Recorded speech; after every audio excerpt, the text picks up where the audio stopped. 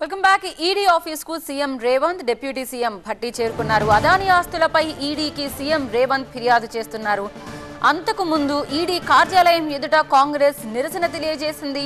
అదాని వ్యవహారంపై జేపీసీ వేయాలని డిమాండ్ చేసింది. దేశ సంపదను దోచుకున్న వారిని జైలుకు పంపాలని డిమాండ్ చేశారు రేవంత్ రెడ్డి. దేశ సంపదను అదానికి మోదీ దోచిపెట్టేశారన్నారు. జేపీసీని నియమించి దేశ సంపదని కాపాడాలని కోరుతున్నారు భట్టి. గౌతమ్ అదాని అక్రమ పద్ధతుల్లో సంపాదన చేసుకున్నారని హిండెన్బర్గ్ ఇచ్చిన నివేదిక ఎంత సంచలనం సృష్టించిందో అందరికీ తెలుసన్నారు రేవంత్ రెడ్డి. గౌతమ్ అదాని వ్యవహారంపై నిజాలు నిగ్గు తేల్చడానికి జాయింట్ పార్లమెంటరీ కమిటీ వేయాలని కాంగ్రెస్ పార్టీ మొదటి నుండి కేంద్రాన్ని డిమాండ్ చేస్తోందన్నారు. ఇదే డిమాండ్తో తెలంగాణ కాంగ్రెస్ హైదరాబాద్లోని గన్ పార్క్ ఎదుట ధర్నాకు దిగింది. అందరు కూర్చోవాలి, దయచేసి ఎవరు నిలబడద్దు. రామాని వెనకొచ్చేసేయండి.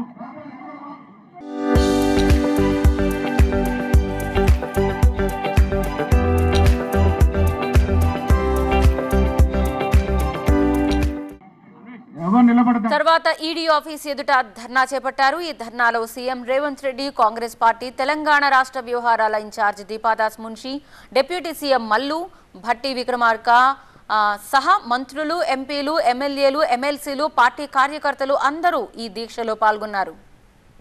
ఈ సందర్భంగా బీఆర్ఎస్ పై రేవంత్ తీవ్ర విమర్శలు చేశారు. తమ విధానమేంటో స్పష్టం చేయాలన్నారు. బీజేపీని సంతోషపెట్టేందుకే బీఆర్ఎస్ ప్రయత్నాలు చేస్తోందన్నారు. మేము మోడీ మీద కొట్లాడతామన్నారు. మరి ఆ సన్నాసులను అడుగుతున్నా, లక్షల కోట్ల రూపాయల దోపిడీ జరిగితే ఒక్క రోజైనా మాట్లాడినరా మీరు అని. ఎందుకు ఇవాళ బీఆర్ఎస్ వాళ్ళు బీజేపీని ఎందుకు నిలదీస్తలేరు? సెబీలో జరిగిన కుంభకోణం, సెబీకి సంబంధించిన జేపీసీ విషయంలో బీఆర్ఎస్ విధానం ఏందో తెలంగాణ ప్రజలకు చెప్పాలి. మీరు బీజేపీలో విలీనమవుతున్నారంటే కాదు కాదు మేము చర్చలలోనే ఉన్నామంటారు. మీరు విలీనమవుతారో మీరు మలీనమవుతారో మాకు సంబంధం లేదు. ఇవాళ ఈ సెబీలో జరిగిన కుంభకోణం మీద కేసీఆర్ విధానం. రాజీవ్ విగ్రహం జోలికొస్తే ఊరుకునేది లేదన్న రేవంత్ రెడ్డి. అధికారం పోయాక బీఆర్ఎస్ వాళ్లకు తెలంగాణ తల్లి గుర్తొచ్చిందా అని ప్రశ్నించారు. డిసెంబర్ 9న సచివాలయంలో తెలంగాణ తల్లి విగ్రహం పెడతామన్నారు. అల్లా తప్పగా అక్కడ ఎవరో ఆ విగ్రహం పెడుతున్నారని మీరు అనుకుంటున్నారేమో. మేమే పెట్టినాం. ఒక పక్కన అమరవీరుల స్తూపం, ఇంకొక పక్కన తెలంగాణకు పరిపాలన అందించే సచివాలయం, ఆ మధ్యలో రాజీవ్ గాంధీ విగ్రహం. లక్షలాది మంది దేశం యొక్క స్వతంత్రం కోసం, ఈ దేశ సంపదను కాపాడే ప్రతి యువతకు ఆదర్శంగా ఉండే వ్యక్తి రాజీవ్ గాంధీ. అందుకే వారి విగ్రహాన్ని అక్కడ పెట్టుకున్నాం.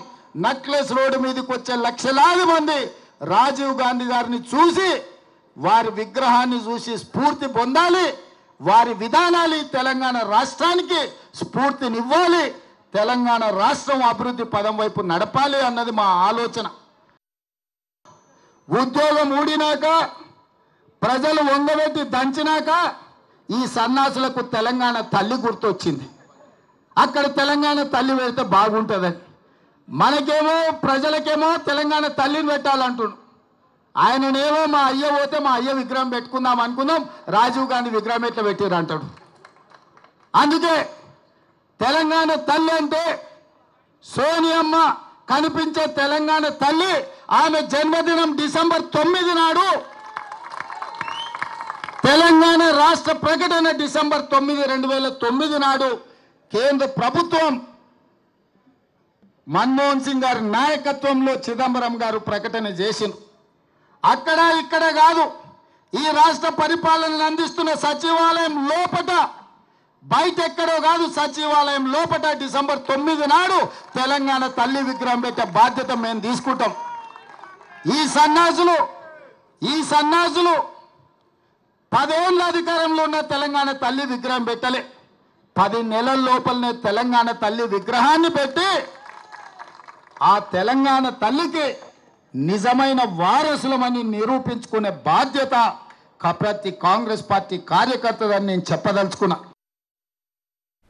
రుణమాఫీపై రైతుల్ని బీఆర్ఎస్ రెచ్చగొడుతోందన్నారు. 10 ఏళ్లు దోచుకున్నది బీఆర్ఎస్ కాదా అన్న రేవంత్, 10 నెలలో మేము చేసింది చూసి ఓర్వలేకపోతున్నామన్నారు. ఏళ్ళు మిమ్మల్ని దోసుక తిన్నారు. కాకులాక గద్దలాక మీ రక్త మాంసాలను పీల్చి పిప్పి వేసిన ఈ సన్నాసులు మళ్ళీ ముసుగులో దొంగలు ముసుగేసుకొని ఇవాళ మళ్ళా మీ దగ్గరకు వచ్చి మభ్య పెట్టాలని చూస్తారు. ఈ దోపిడీ దొంగలే కదా ఈ 10 ఏళ్ళు మిమ్మల్ని దోసుకున్నది. ఈ కేసీఆర్, ఈ హరీష్ రావు, ఈ రామారావే కదా మిమ్మల్ని కొల్లగొట్టింది.